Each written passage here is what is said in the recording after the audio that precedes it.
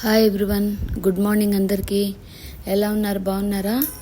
నేను ఈ మధ్య హైదరాబాద్ వెళ్ళినప్పుడు కట్టమైసమ్మ ఆలయానికి వెళ్ళానండి. అంటే కట్టమైసమ్మ, గండి మైసమ్మ అంటారు కదా, వీళ్ళందరూ గ్రామ దేవతలండి. కట్టమైసమ్మ అంటే ఆ గ్రామానికి కట్టలు ఉంటాయి కదా, అవి కాపాడుతుందట. గండి మైసమ్మ అంటే గండి, చెరువుకి గండి పడింది అంటారు చూడండి, చెరువుకి ఉండే వాటిని గండి అంటారు.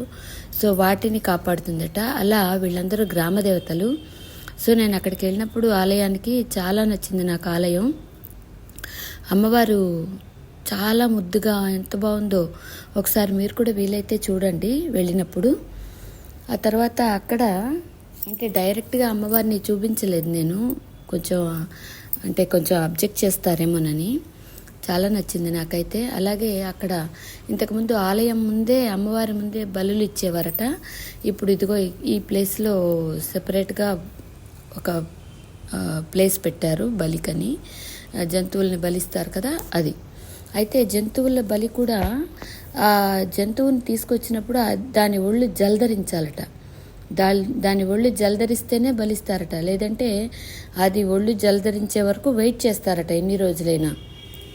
నాకు ఇవన్నీ వింటుంటే చాలా ఆశ్చర్యంగా అనిపించింది.